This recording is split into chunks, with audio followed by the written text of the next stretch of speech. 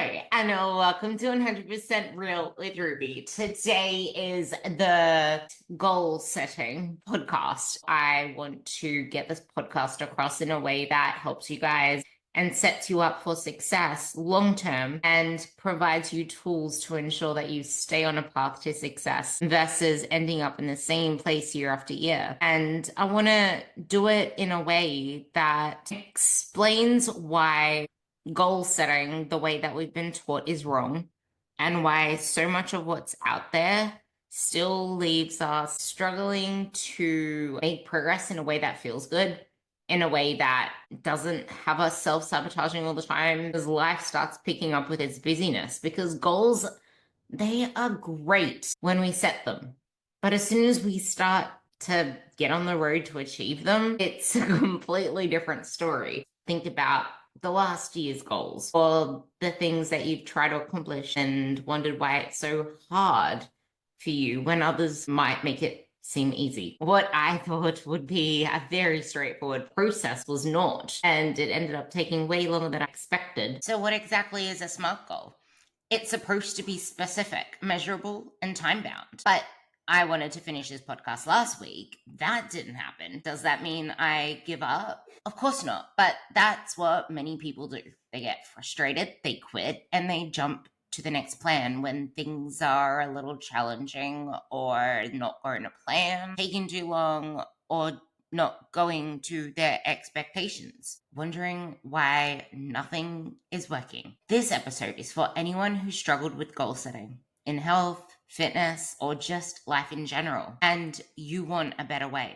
Have you ever set a big goal only to find yourself frustrated and overwhelmed a few weeks later, maybe feeling stuck? Maybe you've even thought, what's wrong with me? Why can't I follow through? Why can't I make this go as easy as it intended to be? The SMART goal framework holds many of us back because we have busy lives we sometimes don't anticipate, because life gets messy. And in a messy life, we need systems that can adapt to each situation and circumstance.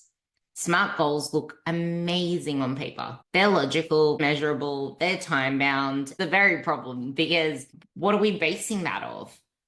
Is it really realistic? Is our idea of what progress looks like reality? Do we know what it actually takes? Or are we basing that off what we've seen online or what our friends have told us, people that go on 12-week challenges? It's like, what makes them think that that is the realistic way? They think that low carbs is the realistic way of progress, and that's the way that it should look like. You're meant to be eating in a certain way to get to a certain place that you want to be. Many of us don't think past the first checkpoint that we need to do, or the first plan that we need to do. And that's when things get even messier.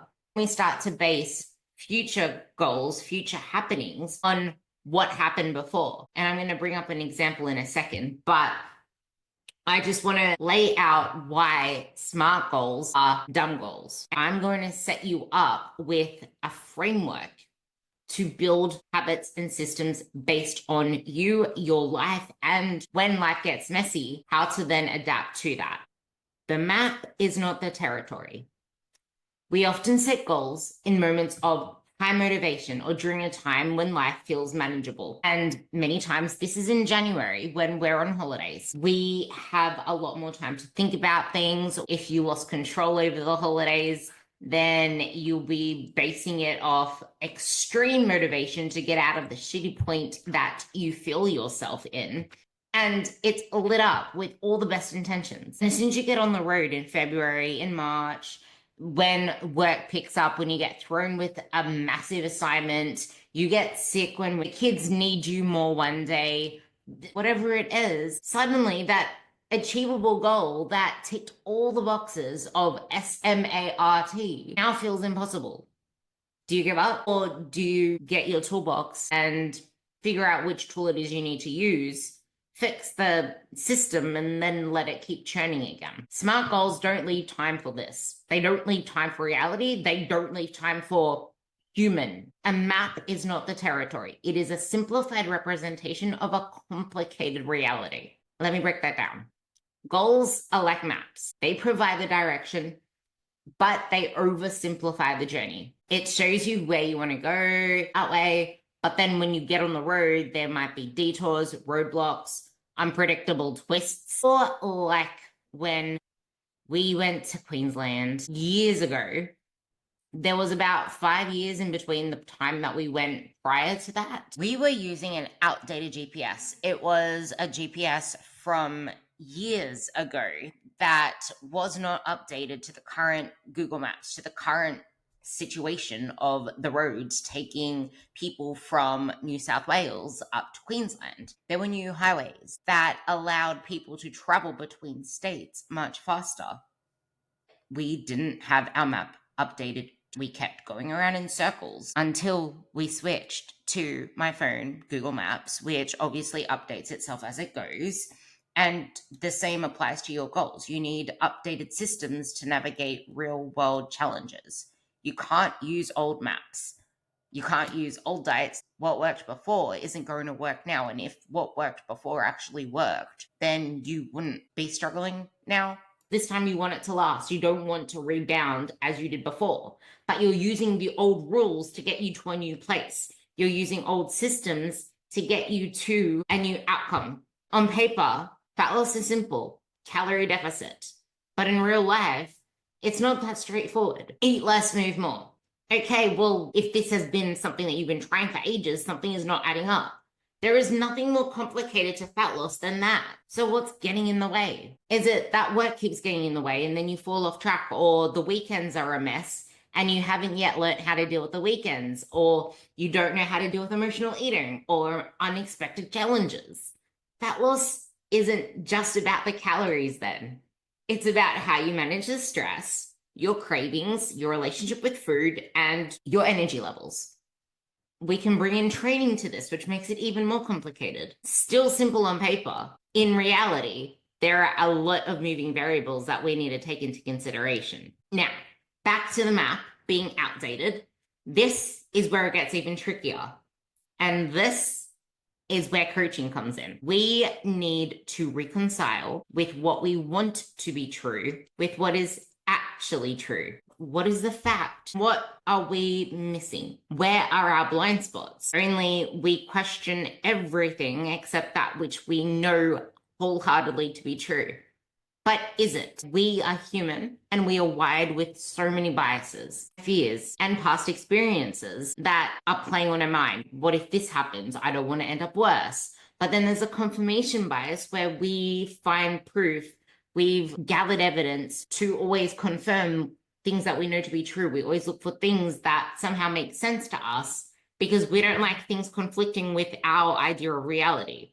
But if what we've been taught isn't the actual reality, we've just been reinforcing the wrong. They've shaped how we experience reality, the way that we go about our lives and make our choices. This is where coaches help you to identify your blind spots. They show you things that you wouldn't have looked into before, which is why I have always had a coach. Even as a coach myself, they bring a different perspective that is more based off an objective reality that isn't subject to emotions, to stress, to the things going on around us. And it removes the constant double thinking, the second guessing, and it keeps us moving forward. It helps us. They're like their helicopter view that says, okay, well, I can see the roadblocks here. That is one problem with SMART goals. The other problem is unrealistic expectations. Where that client story, she did keto in the past and she lost a whole lot of weight really fast. She gained the weight back, uncontrollable binges, a terrible relationship with food, a lot of food fears, anxieties. She wanted to lose weight again and she was struggling. She knew that her mindset still wasn't right. And then she came to me, and this is where SMART goals set her up to fail. Her idea of realistic and time bound was based off her idea of progress, which was she had to see progress fast. And when she wasn't seeing progress fast enough, it's, what am I doing wrong? Something isn't working. Is this normal? Maybe I should go harder. She was getting up in her own head because progress wasn't happening as fast as it did when she was on keto.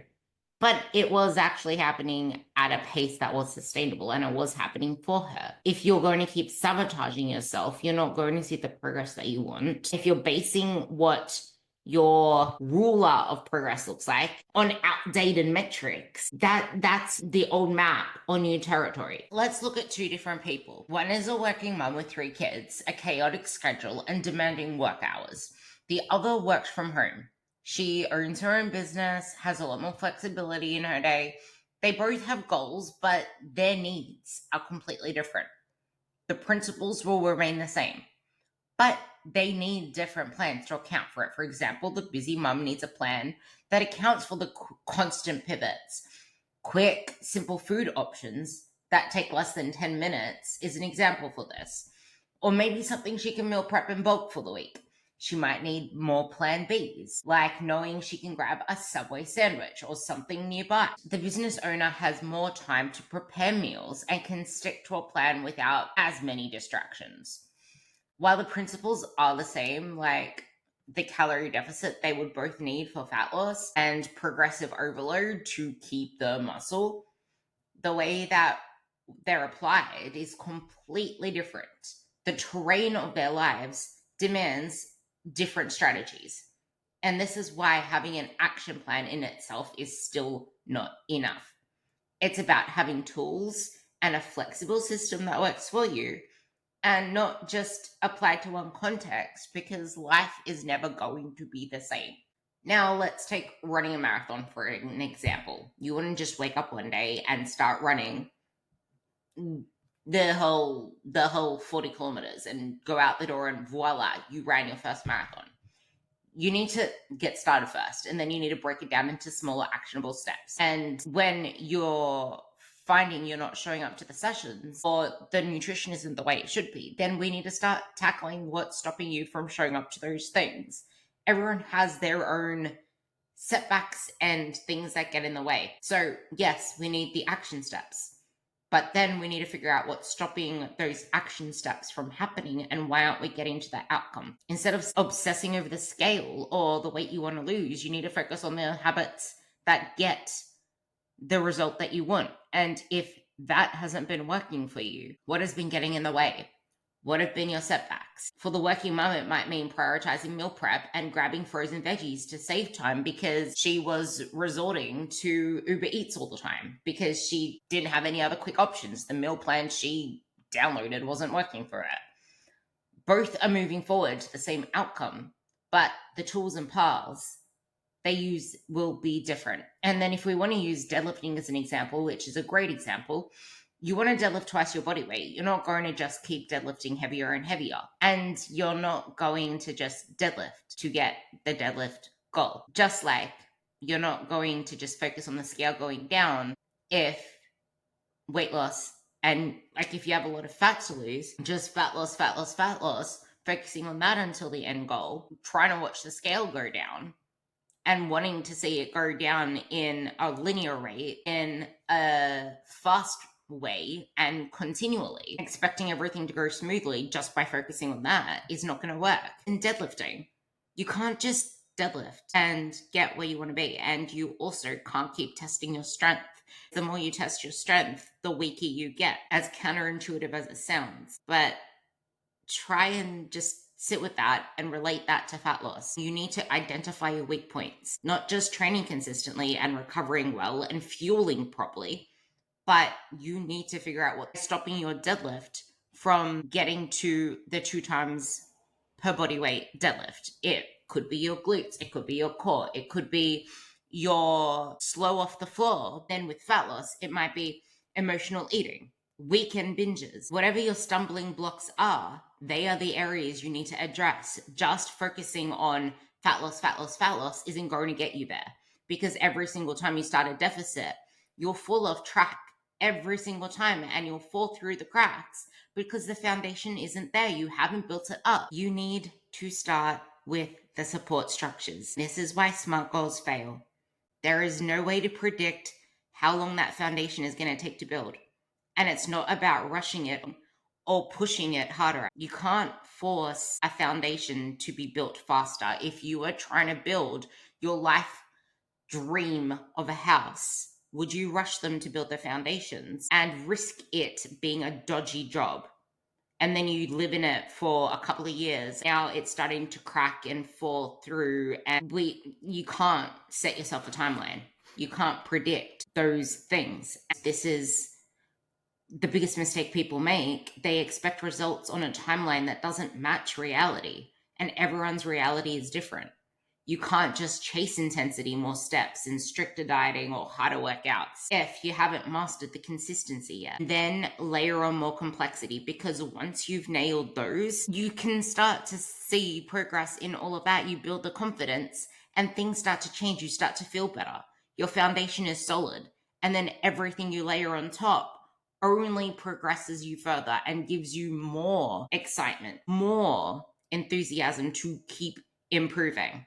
It's not going to be a constant rehash, starting over cycle. Now you have a more complex map to take you to the destination that you want to go. You have a lot more details on the map. You have a lot more vibrance. But that map that we just created for you, that's not going to work for Jane. That's going to work for you only, because it's in the context of your life. Then we want to think of what exactly do we want to start. You can't start all the habits all at once. What's the one thing that can make the other things easier, or the one thing that will make the biggest difference? It might be drinking water. The water might make you feel more alert. It might make you want to walk more. Figure out your mountain habit, the thing that makes everything else a little bit easier, or that can easily have it stack with something else, and let the dominoes fall. Experiment. Try different things. See what works. Be flexible with it. Another thing that SMART goals don't give space or time for is this experimenting. If you're in a rush and there's this time pressure, the unnecessary pressure on perfectionism leaves little room for flexibility, and it leaves little room for you to feel confident in what you're doing. Because if you can't feel confident that you can stay consistent in something, that you can stay on track with something, you're going to keep falling into the same pattern of a repetitive cycle. Now that we got the actions, you figured out your mountain habit, we know what leads to the end outcome. It's now doing it consistently. And the only way to do it consistently is to know what enemies we're going to come up against on the battlefield. This is where those systems come in. If then plans are one of my favorites. If X happens, I will do Y. If I can't stick to my planned meals because I got caught up for lunch, then I will XYZ. I will go to Subway and I will order a 6-inch with grilled chicken, no cheese. I will throw on all of the veggies. I'll ask for double protein if I need to get extra protein in that meal. That is an if-then plan. That is a plan B. If I can't do my full workout, then I will put my phone on 30 minutes and get 30 minutes done. If I have a stressful day and I can't put my head to having the perfect meal plan, then I am just going to think about making sure that I have protein and veggies at each meal, and I'm going to be okay with that. Which brings me to the other strategy, which is scaling your habits. There's your ideal habit, there's your good enough habit, and then there's your non-negotiable. So let's start with good enough. What is a good enough target for you that you'll be happy with? That good enough can be, I'll be happy if I just get 10,000 steps. I ideally want to get 12,000 steps. That's the best case scenario because that's what I want to achieve. But if I get 10,000, that's good enough and I'm happy with that. But a non-negotiable that I will not go below, it is a no-go red zone, is 7,000 steps. I will not get below 7,000 steps. For some people, the minimum effective dose might be 8,000. You might think 8,000 is your good enough. The goal isn't to keep improving the ideal and keep raising the roof for everything that you want to achieve because you're such a high achiever. That is where everyone lets themselves down. We want to keep achieving and improving shit. And when we're not, we fall all the way back down again. It's like this boom and bust. No. Let's work on improving the floor. Make the worst habits better so that when we fall lower. Let's get better at handling these situations when we fall off, or make the comeback a shorter time frame. So if we go back to our actions, we got that. We got our tools for when shit's crazy. It seems all good in practice, but how can we make it easier for ourselves? It is much easier to go down the well-trodden path. I don't feel like walking today. I'm just going to sit on the couch. Well, see, I thought about it, but I just didn't. It's so easy to do that. So how can we make things easier for ourselves? We can make sure that when we sit at our desk, we might put our walking shoes on so that it's like on our feet and it makes it easier, which is what I have to do, especially in winter. It's like the last thing I want to do is walk, even though I'm someone that gets in, I can easily get in plenty steps if I get myself to walk. But the alternative is I can't be bothered to get up. So that helps a lot. Automate your decisions. Have go-to meals. We usually eat the same things on repeat, the same similar meals on repeat. So have those set there.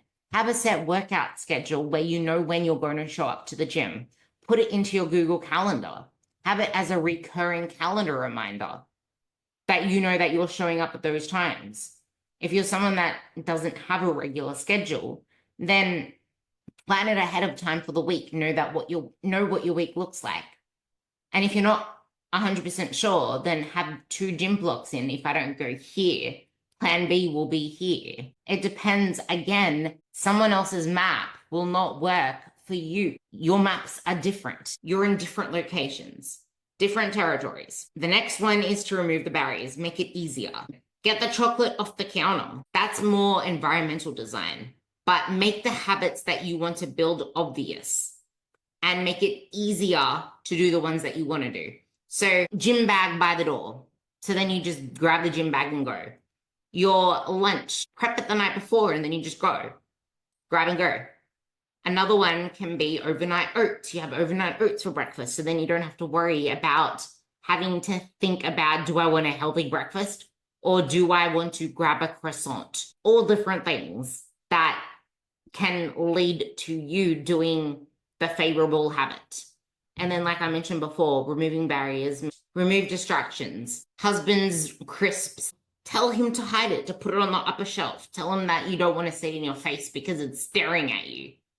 Make things easier for yourself. Willpower does not work. Another one is like having a meal planning ritual. One of my favorites for this is you figure out what you want to eat for the whole week on a Friday, as an example, because to me, meal planning is a non-negotiable. It's different from meal prepping, but knowing what you're going to eat for the week ahead, what do you want to eat for dinners? Maybe you alternate between chicken and red meat on the dinners. Maybe you alternate between Mexican and a normal roast. Think of something like that. Or it might be, okay, we're going to have a burrito bowl this today, chicken cacciatore, chicken soup. Know what you're going to eat for the week. Write down all the ingredients you need for your shopping list, shop, and then when you come home, before you put things into the freezer, chop up your veggies, make it really easy to access. Mostly stock up on frozen. Buy some tinned, easy-to-go proteins, like tinned chicken. Then you can put chicken before you put it into the fridge or whatever protein meats you have.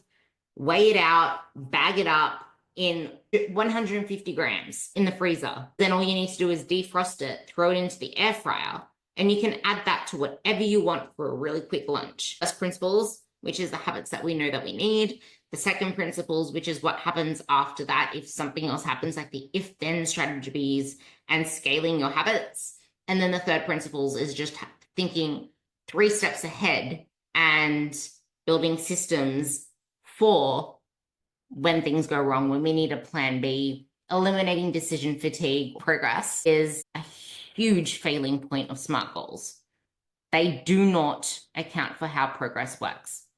We set out with the idea that our timeline is going to look a certain way, or our perception of what progress looks like.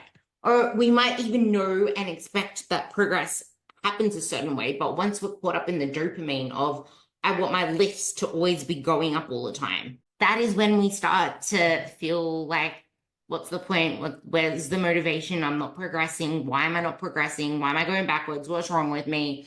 This is shit. So what happens past that first checkpoint when you're in the thick of it, when progress isn't happening at the rate that you like, because it's not going to. You can't expect to lose X every week or every month because it doesn't work that way. And progress kind of works in an inverted U. Like it starts off really freaking slow while you're building the habits. Or if you have to set out a foundation and build the foundation, it starts off really freaking slow.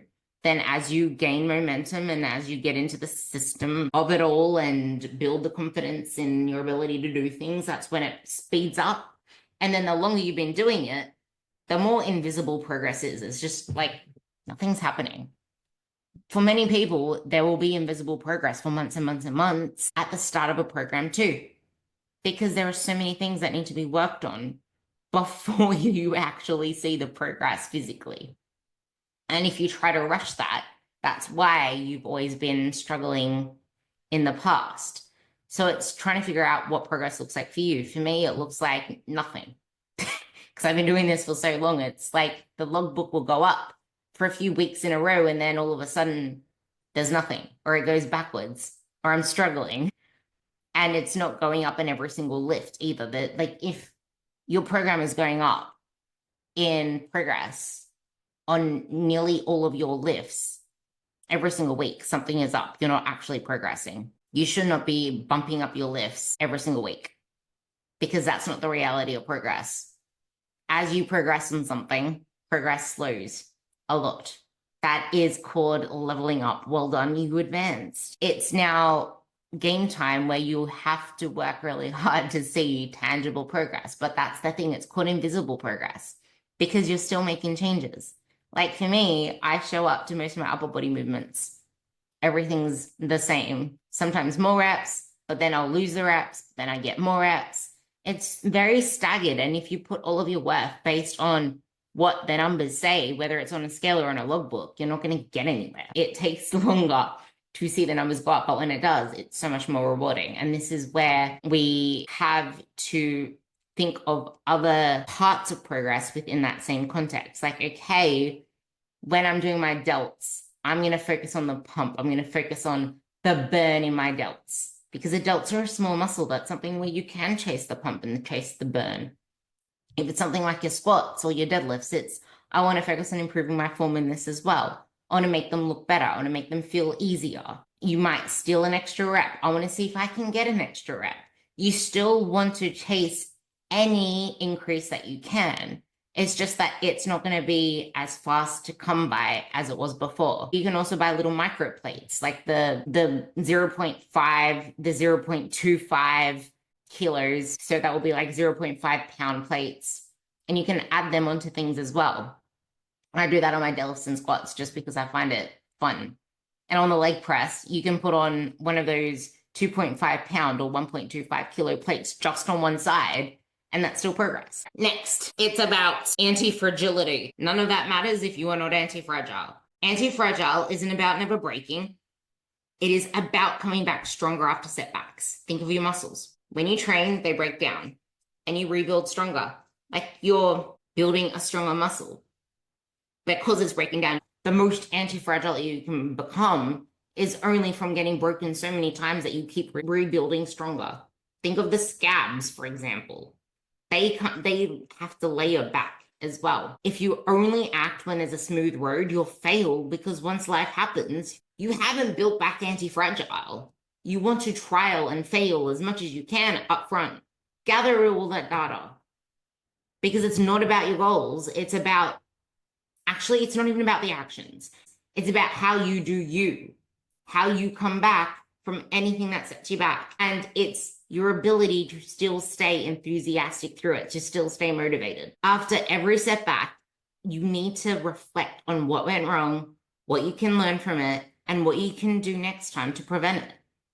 And if there was even anything you would want to change about it, because sometimes we think we should change something for the sake of it, but we realize that we keep forcing something that isn't really a priority right now. There are other higher priorities, which is why we keep struggling with it. And the fact that we keep focusing on it just makes us harder on ourselves, and it makes us more demoralized. So figure out, what is it that you need to do to make you feel good? Like, what is the thing that you want to change? And then work backwards from there.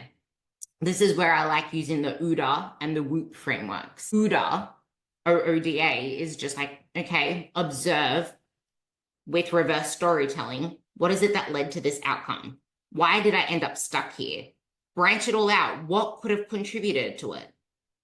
Think of anything back to first principles. Like, what do you know to be true that leads to X, Y, Z? and then break it back from there. Okay, so if it was the fact that you raided the pantry at dinner and that was one of them, okay, what could have led to that? Well, I skipped breakfast. I didn't go for my morning walk. You can repeat the same words and sentences and all the different elements of this brainstorm. We're just trying to figure out what it is that led to where you are now so that it doesn't repeat itself. And then the whoop factors in with this. So what exactly is it that you want? And if you can't decide which one of those habits you want to experiment with first, what is it that you want to achieve? What's your wish? And what's the outcome that you want to achieve with that? How do you want to feel?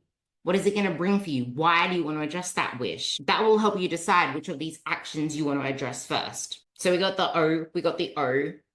What obstacles are going to come in the way? You've done this before. You've struggled in the past. What obstacles usually come up? And then we want to plan for them using the structures I told you above.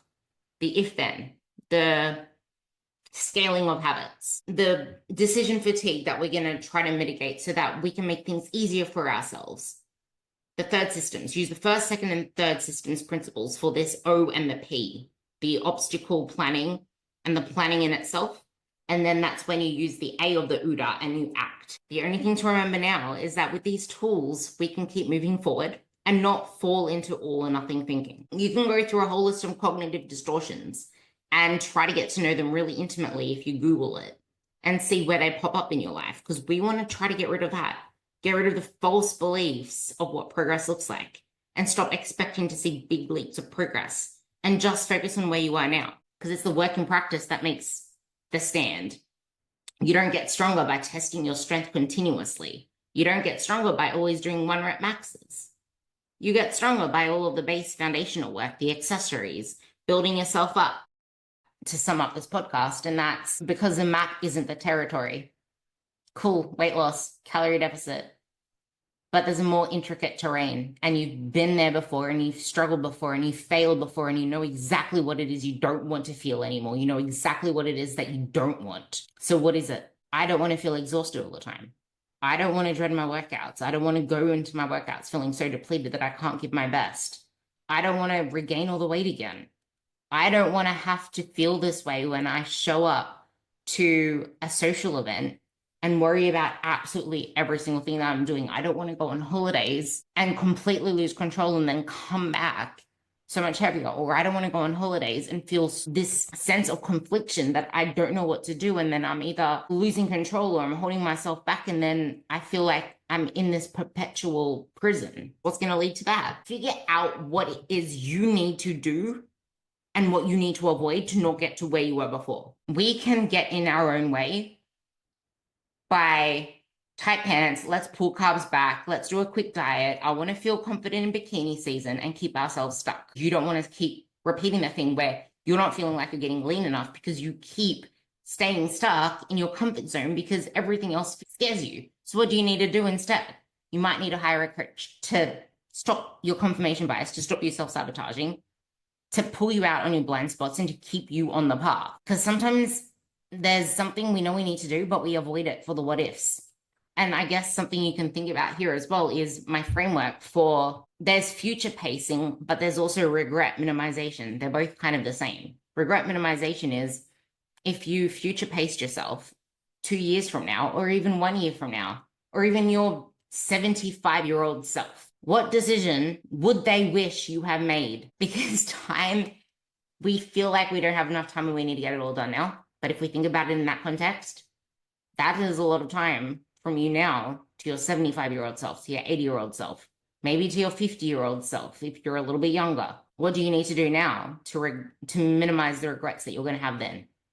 Because I'm sure your 75-year-old self is going to want to feel strong and confident and resilient and independent and not always going into the doctor's office.